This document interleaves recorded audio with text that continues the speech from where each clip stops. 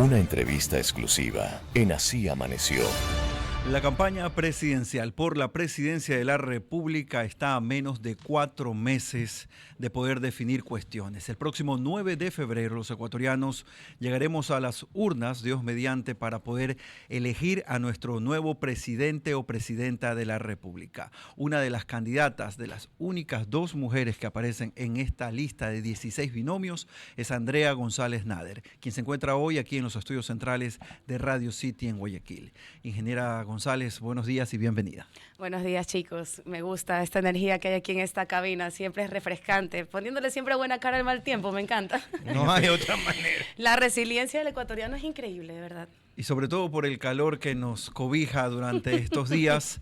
Vamos a tratar de llevar esta entrevista en los mejores términos a propósito de las molestias que puedan existir por la falta de energía y el corte del suministro eléctrico. Ingeniera González, usted llega con un contexto muy interesante a esta elección, una decisión importante la que ha tomado de poder seguir adelante con algunos postulados que conocimos en su campaña a la vicepresidencia de la mano de quien fue el hombre más recordado de la elección anterior. Así es. Sin duda alguna, ¿es ese postulado el que le permite a usted encaminarse a esta nueva campaña?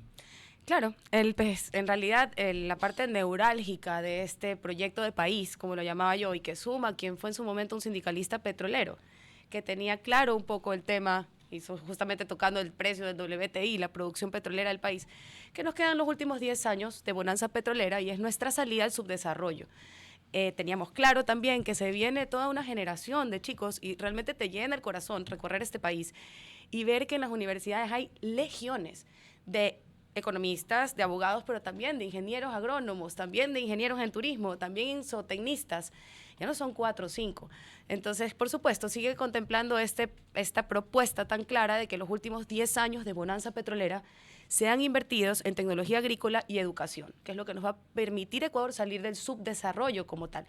De lo contrario, pues entramos a la era, por así decirlo, de la minería, con el peor de los ejemplos, por así decirlo, del uso de un recurso no renovable para salir del subdesarrollo. Ya lo dijo Bombita en los años 50, lo dijo Roldós en el 79. Esto es algo que estaba trazado el camino para salir.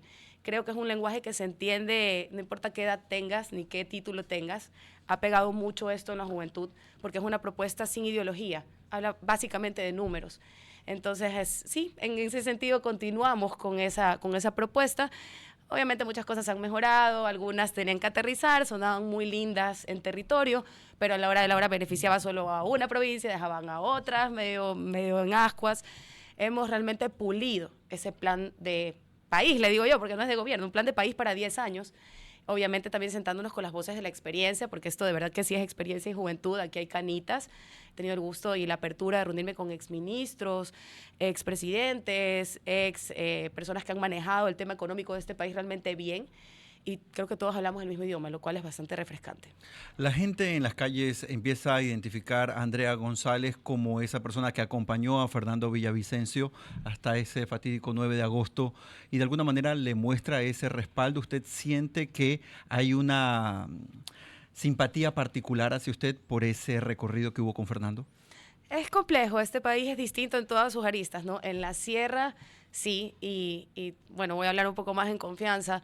El año pasado yo sentí que yo recibía un pésame nacional de alguna manera. Los abrazos eran de dolor, mucha gente lloraba conmigo, yo lloraba con ellos. Este año los abrazos son de esperanza.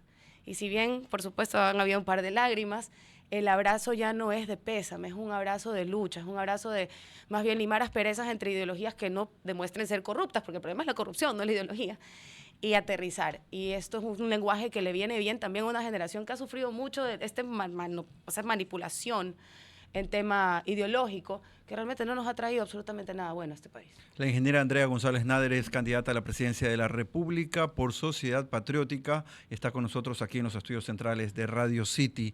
Ayer, a través de su cuenta en X, usted colocó, digamos que, una especie de denuncia a propósito de una publicación que hizo el expresidente de la República, Rafael Correa. Usted dijo que los candidatos de Construye, de Creo y de la Revolución Ciudadana están apoyando la candidatura de Jan Topic. ¿En qué contexto y por qué lo sostiene? Bueno, los tweets que cada uno de ellos puso, incluso algunos desde las redes de sus propios partidos, hablaban de que por la ley de la democracia se debería recibir el juego en cancha, ciertos ejemplos de cómo se debe concursar. Pero lo que pienso yo es que todos los que participamos en una ley democrática somos sujetos a escrutinio. Y es justamente la falta de filtro para la política lo que ha dejado que personas sin escrúpulos lleguen al final de cuentas a representar a nadie, a los partidos y a sus intereses personales, sus agendas de corrupción. En el caso de Rafael Correa, ya ayer el embajador de Estados Unidos, Hart Brown, fue muy claro. Tanto él como Jorge Glass son personas inelegibles, ellos y su familia, para pisar territorio estadounidense, que es mucho más allá de no darte una visa, ojo, porque una visa es un proceso, digamos, que puedes subsanar. Entonces, es necesario que tengamos claro quién representa a quién. Yo les digo la Liga Junior de la corrupción, porque yo veo que hay hijos, por así decirlo, de un matrimonio indisoluble entre RC5 y PSC, que vienen a continuar con este modus operandi. Es un modus operandi, son los brazos políticos de los GDOs. Después de Metástasis, Purga, Pampa, Encuentro, se me van los nombres porque todos parecen nombres de Netflix, pero es necesario que entendamos hacia dónde va esta nueva generación que representa los mismos intereses, pero que solamente cambia la edad. Lo vivimos con el alcalde de Guayaquil, y es mi opinión. Siempre lo dije, se votó por un alcalde RC5, pero que trabaja con la gente de PSC. Entonces, no nos confundamos, y para mí sí es sorprendente, en el caso sobre todo de Construye, que participó el año pasado con un Fernando Villavicencio que fue muy claro con sus denuncias, ahora tener un candidato que, si bien escucho que usa hasta las mismas frases como Patria o Mafia, va a apoyar a Jan Topic. Entonces, un poco zapatero tus zapatos, ¿no? Y es necesario que el electorado abra los ojos. Yo no tengo la más mínima fe en la clase política, peor yo. Mi fe está intacta que el electorado abra los ojos y salgamos por fin de esta narrativa que tiene literalmente desangrado al país y a la economía. Ingeniera González, en ese sentido, y una de las problemáticas que estamos viviendo en este momento, nosotros viendo las consecuencias, es la falta y la crisis eléctrica. Así es. Y en ese sentido, el periodo anterior para la elección, todo el mundo estaba consciente de eso, pero ahora está una situación muy crítica. ¿Está usted consciente de a lo que se enfrenta en el caso de llegar a la presidencia? Por supuesto, y en realidad vemos cómo prefieren destruir un país a reinar o quitarse del poder, por así decirlo.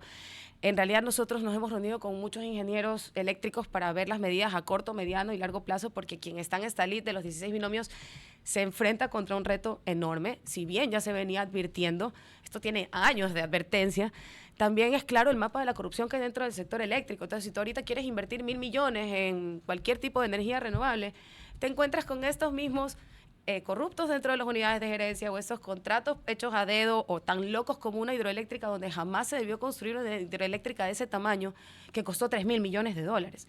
Entonces, primero que nada tienes que sacar la corrupción enquistada en el sector eléctrico, porque de lo contrario no puedes hacer nada para avanzar ahí. Por otro lado, veo con gusto, y en realidad parte de esta campaña ha sido eso, ver cómo varios medios han publicado alternativas que hasta hace un año sonaban cosas totalmente irreales para el ecuatoriano promedio, como la energía geotérmica, o descentralizar la producción de energía, como vemos que Loja se ha salvado por su propio parque eólico.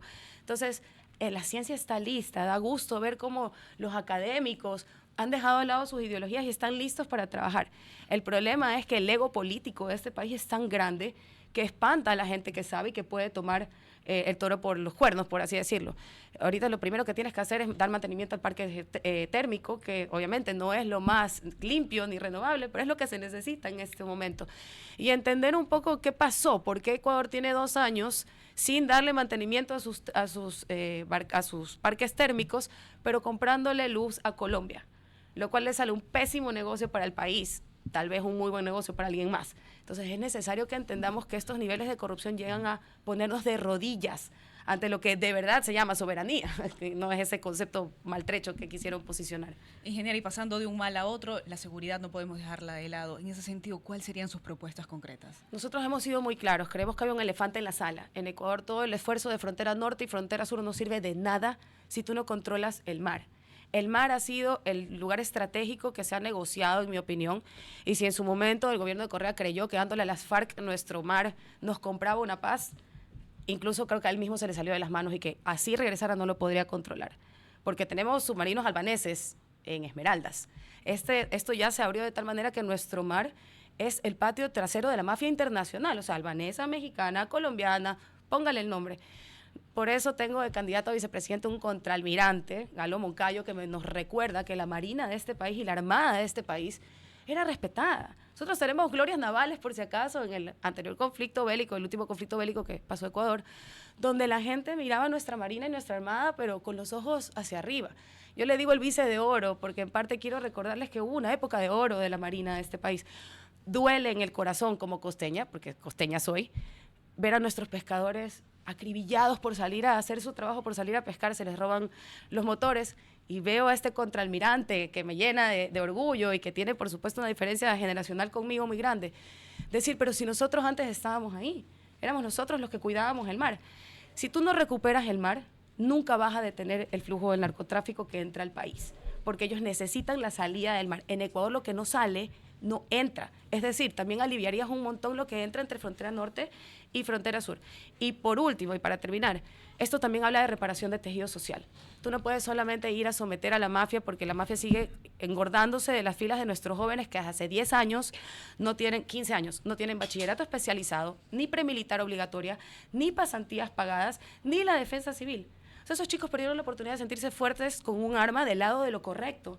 Y llegó la mafia a darles un arma y sentirse poderosos del lado incorrecto. La reparación de tejido social es un término que creo que la mayoría de los candidatos desconocen y repiten porque Bukele lo puso de moda, pero es real. Y para resumirlo, tiene que ser más bacán ser ecuatoriano que ser rural.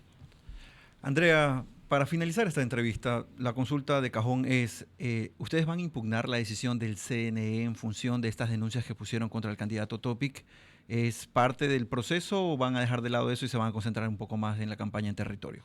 Yo admiro mucho la valentía que ha tenido Lucio de hacer exactamente lo que deberían hacer todos los partidos. En mi caso no he participado yo del proceso, pero me parece que es lo correcto. Todos los que participamos estamos sujetos a escrutinio.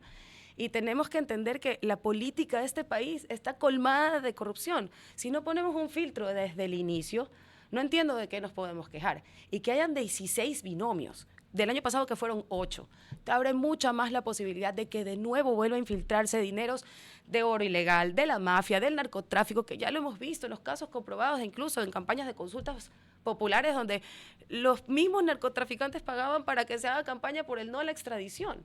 Entonces tenemos que tener un cuidado increíble en proteger lo poco limpio que queda de la democracia. Yo aplaudo a los valientes, tanto a Lucio como a Pachacutic, y desconozco realmente si van a continuar con una impugnación frente al TCE. Creo que el CNE no le inspira confianza a nadie, y en lo personal, después de mi experiencia el año pasado, peor todavía. Queremos agradecer la participación de la ingeniera Andrea González Nader, candidata a la presidencia de la República por Sociedad Patriótica. Gracias, Andrea, por estar con nosotros. Gracias, chicos. Buenos días. 8:18 de la mañana.